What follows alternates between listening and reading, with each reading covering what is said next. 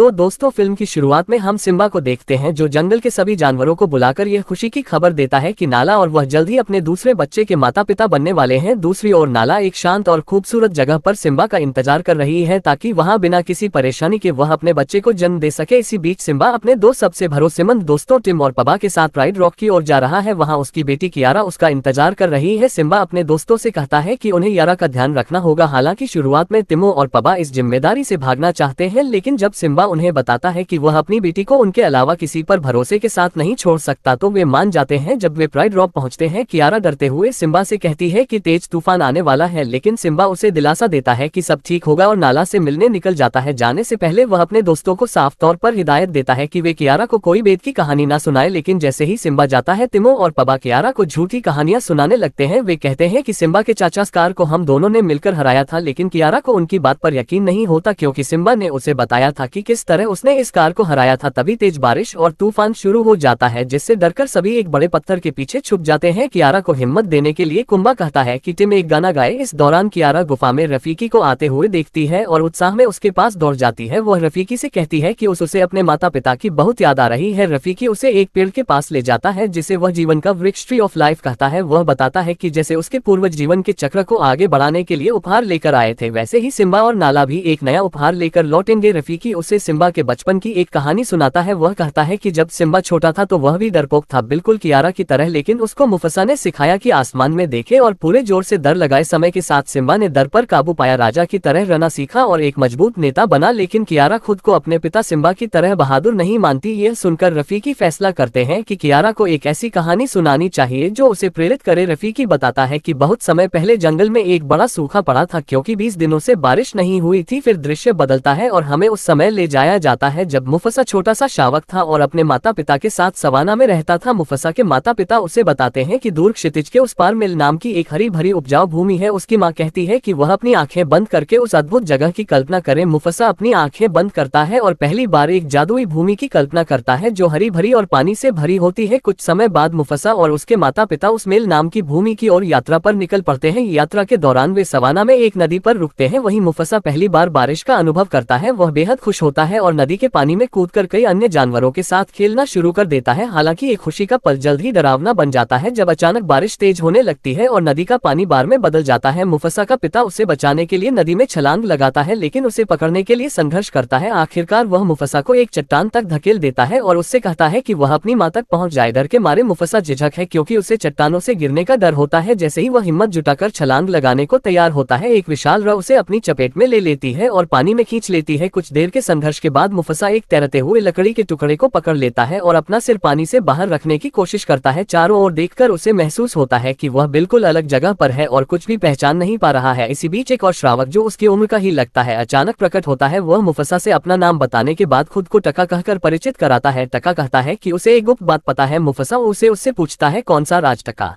जवाब देता है तुम्हें मगरमच्छ खा जाएंगे। मुफसा ये सुनकर मुड़कर देखता है और अपने पीछे कुछ बड़े मगरमच्छों को तैरते हुए देख कर जाता है। वह तेजी से किनारे की ओर भागता है। टका उसका पंजा पकड़कर उसे सुरक्षित खींचने की कोशिश करता है। तभी टका की मां आसी वहां पहुंचती है। उसकी जोरदार दहाड़ से मगरमच्छ रखकर भाग जाते हैं। आसी की मदद से टका मुफसा को सुरक्षित निकालने में सफल होता है। आसी फिर अपने बेटे टका की ओर मुड़ती है और उसे डांटने लगती है कि वह उससे दूर क्यों गया। इस पर टका कहता है कि वह सुरक्षित था और उसने सिर्फ इसलिए आगे बढ़कर मदद की क्योंकि उसने मुफसा को नदी में बहते हुए देखा। आसी उससे कहती है कि अब उनके वापस लौटने का समय है। जब टका इस बात पर जोर देता है कि वे मुफसा को अपने साथ ले चले तो आसी उसे याद दिलाती है कि उसके पिता उबासी को ऐसे बच्चों को अपनाना पसंद नहीं जो उनके परिवार से ना हो। मुफसा ये सुनकर तुरंत कहता है कि वह कोई आवारा बच्चा नहीं है बल्कि बस रास्ता भटक गया है। वह आसी से पूछता है कि क्या उसे उसके माता पिता के बारे में कुछ पता है। आसी को एहसास होता है कि वह मुफसा को इस हालत में पीछे नहीं छोड़ सकती और वह उसे अपने साथ ले जाने का फैसला करती है जैसा कि आशी ने सोचा था। उबासी जब मुफसा को देखता है तो उसे गुस्सा आता है। वह आशी को साफ कह देता है कि इसे तुरंत वापस भेज दो, लेकिन आसी फिर भी उसे रखने की बात पर जोर देती है। ओबासी मुफसा से उसका नाम पूछता है। मुफसा अपना नाम बताता है और ओबासी उससे पूछता है क्या तुम्हें पता है कि तुम्हारे नाम का मतलब क्या है। मुफसा को जवाब देने का मौका दिए बिना ओबासी उसे उसके नाम का मतलब राजा बताता है और कहता है कि उसे राजा बनने के लिए साबित करना होगा कि वह इस लायक है। इसलिए ओबासी टाका और मुफसा के बीच एक दौड़ का आयोजन करता है। वह कहता है कि राजा बनना टाका का जन्मसिद्ध अधिकार है, लेकिन आसी कहती है कि टाका को इस अधिकार को साबित करना होगा। दोनों दोनों बड़े उत्साह से दौड़ में भाग लेते हैं। हरे भरे मैदानों से गुजरते हुए मुफसा नदी के पास आकर डर जाता है क्योंकि उसे पानी से डर लगता है, लेकिन टाका उसकी मदद करता है और मुफसा किसी तरह नदी पार कर लेता है। अंत में मुफसा जीत जाता है। ओबासी हार मानकर मुफसा को अपने परिवार में शामिल कर लेता है, लेकिन ये कहता है कि मुफसा केवल मादा शेरों के समूह के साथ ही रहेगा। समय के साथ मुफसा और टाका के बीच गहरी दोस्ती हो जाती है। एक दिन टाका अपने पिता से कहता है कि वह मादा शेरों और मुफसा के साथ शिकार पर जाना चाहता है, लेकिन ओबासी इस पर गुस्सा करता है और कहता है कि एक राजा का काम शिकार करना नहीं बल्कि अपनी मादा शेरों की सुरक्षा करना है। हालांकि टाका को ये बात पसंद नहीं आती कि वह सारा दिन आराम करे, लेकिन वह अपने पिता से बहस नहीं करता। कुछ दूर आशी और मुफसा शिकार की तैयारी कर रहे होते हैं। तभी आशी मुफसा से कहती है कि उसके माता पिता उसका राह देख रहे होंगे, लेकिन मुफसा कहता है कि उसे नहीं लगता कि उसका अब कोई घर है। वह कहता है कि उसे आवारा बने रहना पसंद है क्योंकि तब उसे किसी जिम्मेदारी का सामना नहीं करना पड़ता जैसे टाका को करना पड़ता है। टाका इस पूरी बातचीत को चुपके से सुन लेता है और महसूस करता है कि मुफसा के आने से उसका जीवन बदल रहा है। कुछ समय बाद मुफसा और आसी शिकार पर निकलते हैं और तभी उन्हें खतरे का आभास होता है। दोनों संभलकर तैयार हो जाते हैं, लेकिन उनके आश्चर्य का ठिकाना नहीं रहता जब उन पर सफेद शेरों का हमला होता है। ये शेर आउटसाइडर्स कहलाते हैं और बेहद खतरनाक है। हालांकि आसी मुफसा से वहां से भागने को कहती है, लेकिन मुफसा डटकर उसकी मदद करता है और मिलकर वे हमले का सामना करते हैं। दूसरी तरफ टाका जो दूर से सब देख रहा होता है डर जाता है और अपनी माँ की मदद करने के बजाय अपने पिता ओबासी के पास भाग जाता है। आसी और मुफासा जैसे तैसे वापस आते हैं और ओबासी आसी की जान बचाने के लिए मुफसा का शुक्रिया अदा करता है, लेकिन जब मुफसा उन्हें बताता है कि सफेद शेर दोबारा हमला कर सकते हैं तो ओबासी उसकी बात को अनसुना कर देता है और इस चेतावनी को मानने से इनकार कर देता है। उधर सफेद शेरों के समूह का नेता किरोस एक असफल शेर को सजा के तौर पर अन्य शेरों से मरवा देता है। रात में ओबासी टाका से कहता है कि वह ये छिपा ले कि अपनी माँ की मदद करने में वह डर गया था। वह दावा करता है कि टाका असली राजा है और अपने वंश को बचाने के लिए उसे ऐसा करना होगा। इसके बाद ओबासी और आसी टाका को सुरक्षित भेजने का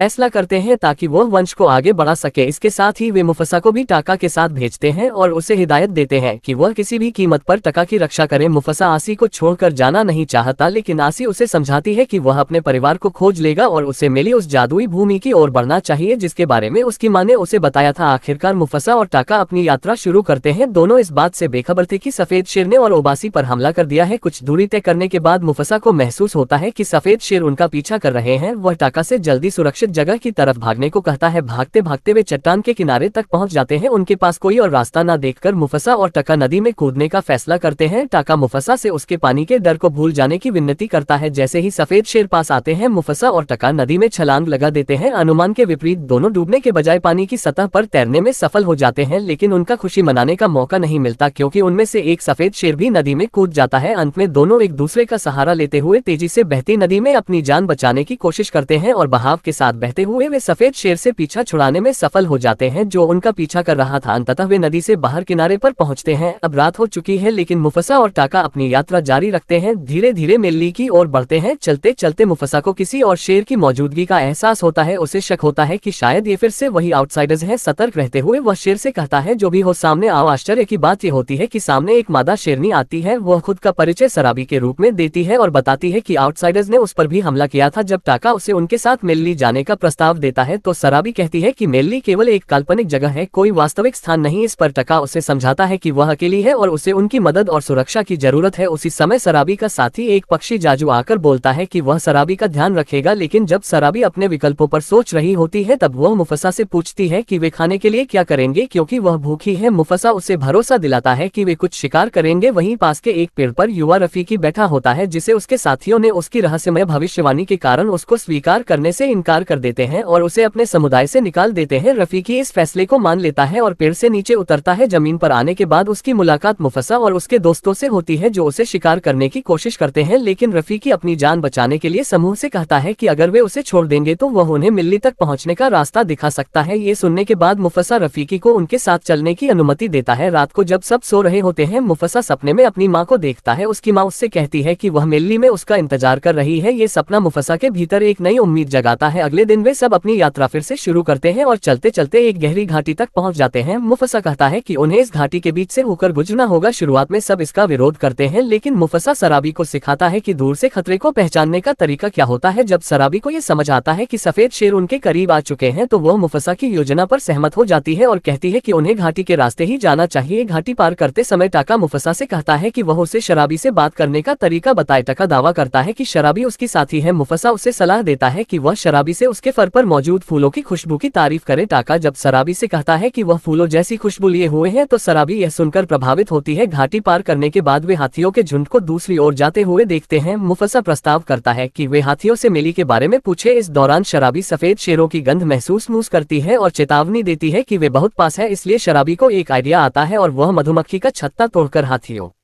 के झुंड में गिरा देती है, जिससे हाथियों में भगदड़ मच जाता है। मुफस्सा जैसे ही खुद को बचाने की कोशिश करता है उसे अपने पीछे एक सफेद शेर नजर आता है। उससे पहले कि शेर उस पर हमला करे एक हाथी के पैरों के नीचे दबकर शेर मारा जाता है। उसी वक्त शराबी जो पेड़ पर लटकी हुई थी झुंड के बीच गिर पड़ती है। एक हाथी उसे अपनी सूंड से फेंक देता है और वह बेहोश हो जाती है। मुफस्सा ये सब देखकर डरता नहीं बल्कि अपनी जान की परवाह किए बिना भगदड़ के बीच कूदकर शराबी को बचाने पहुंच जाता है और उसको सुरक्षित जगह पर खींचकर ले जाता है। और जब शराबी को होश आता है तो वह पूछती है कि उसको किसने बचाया है। इससे पहले कि रफीकी कुछ कह पाता मुफस्सा ने जवाब दिया कि टाका में बचाया था। अगले कुछ दिनों तक समूह सफर करता रहता है और एक बर्फ से ढके पहाड़ पर पहुंच जाता है। बाद में उसी रात शराबी को एहसास होता है कि असल में मुफस्सा ने उसकी जान बचाई थी। मुफस्सा सुनिश्चित करता है कि सफेद शेर उनका पीछा न कर सके। वह जाजू को आदेश देता है कि वह अपने पंखों से उनके पद चिन्हों को बर्फ से मिटा दे। जाजू ऐसा ही करता है और सफेद शेर दिशा भटक जाते हैं। कुछ देर बाद शराबी बात करते वक्त मुफस्सा से कहती है कि वह उसकी देखभाल करने की क्षमता और ताकत को देखा है। वो ये भी कहती है कि ताको का भाग्य शायद उसे बचाना था, लेकिन असली राजा मुफस्सा है। ये देखकर ताको बेहद उदास हो जाता है। वह चुपचाप उनसे दूर जाकर बर्फीली चट्टान के किनारे खड़ा हो जाता है। अचानक बर्फ टूट जाती है और टाका नीचे गिर जाता है। वहां नीचे वह सफेद शेरों के पास पहुंचता है और उनके साथ मिलकर मुफस्सा को हराने का फैसला करता है। अगले दिन ताको वापस आता है और झूठ बोलता है कि वह शिकार पर गया था, लेकिन वह मुफस्सा जितना अच्छा नहीं है इसलिए कुछ पकड़ नहीं पाया। समूह को इस बात का जरा भी अंदाजा नहीं होता कि ताको ने उन्हें धोखा दिया है। लंबे समय के सफर के बाद आखिरकार वे मेली की अद्भुत जगह पर पहुंचते हैं। उन्हें यकीन हो जाता है कि यह कोई कल्पना नहीं थी। वे ट्री ऑफ लाइफ के पास पहुंचते हैं जिसे रफीकी ने अपने विजन में देखा था। जैसे ही वे वहां पहुंचते हैं रफीकी सबको बताता है कि उसने अपने विजन में मुफस्सा को इस भूमि पर शासन करते हुए देखा था, लेकिन उनकी खुशी उस वक्त खलल में पड़ जाती है जब वहां के जानवर बताते हैं कि मुफस्सा खतरा लेकर आया है। मुफस्सा ये समझाने की कोशिश करता है कि उन्होंने सफर के निशान मिटा दिए थे, लेकिन तभी सफेद शेर वहां पहुंच जाते हैं और यह खुलासा ऐसा होता है कि टाका ने उन्हें धोखा दिया था। मुफस्सा जो टाका के विश्वासघात से आहत है फिर भी पीछे हटने से इनकार कर देता है और कायरो से लड़ने का निर्णय करता है। इस बीच शराबी जानवरों को सफेद शेरों से बचाने के लिए मनाती है। मुफस्सा भी शराबी का साथ देता है और उसे जानवरों को लड़ाई के लिए राजी करवा लेता है। जैसे ही लड़ाई शुरू होती है सभी जानवर अपनी भूमिका निभाते हैं और मुफस्सा कारोज से भिड़ होता है। कारोज ने जब मुफस्सा पर हमला किया तो वह गिरकर एक कानियन में जा गिरा, जहां कारोज उसे फिर से घेरने लगता है और जल्द ही वो उसे हराने की कोशिश करता है। हालांकि जब टका उसे पीड़ित देखता है तो वह पछताता है और कायरोस के हमले के बीच हस्तक्षेप करता है। मुफस्सा फिर से ताकत हासिल करता है और कायरोस पर हमला करता है। थोड़ी देर बाद गुफा के ऊपर से एक बड़ा सा पत्थर गिरता है जिससे दोनों पानी में गिर जाते हैं और दोनों पानी में फंस जाते हैं। और जब मुफस्सा पानी में एक बड़ा सा चट्टान गिरता देखता है तो वह अपने तेज दिमाग का इस्तेमाल करके कायरोस को पत्थर के नीचे धक्का दे देता है, जिससे वह कुचलकर मर जाता है और मुफस्सा तैरकर ऊपर आ जाता है। टाका जो दूर से उन्हें देख रहा था सोचता है कि वह मुफस्सा को डूबने दे, लेकिन अंत में उसे बाहर खींच लेता है। लड़ाई खत्म होने के बाद मुफस्सा बाहर आ जाता है और बाकी जानवरों से मिलता है जो उसका इंतजार कर रहे होते हैं। उसकी मां से मिलकर वह जानता है कि बाढ़ के दौरान उसके पिता की मौत हो चुकी थी। हालांकि इस नुकसान के बावजूद मुफस्सा महसूस करता है कि वह अब राजा बन चुका है क्योंकि उसने मेले की रक्षा की। जब टाका माफी मांगता है तो मुफस्सा उसे अपने रास्ते से हटा देता है। इसके बाद हम देखते हैं कि रफीकी कियारा को बाहर लेकर जाता है और वह भी सिम्बा और लाला से मिलती है, साथ ही अपने नए भाई के साथ। और इसी के साथ ही इस रोमांचक फिल्म का यहीं पर अंत हो जाता है। तो दोस्तों आपको यह वीडियो कैसा लगा नीचे कमेंट बॉक्स में अपनी राय जरूर दें और ऐसे ही मजेदार वीडियो देखने के लिए चैनल को सब्सक्राइब करें। Thanks for watching.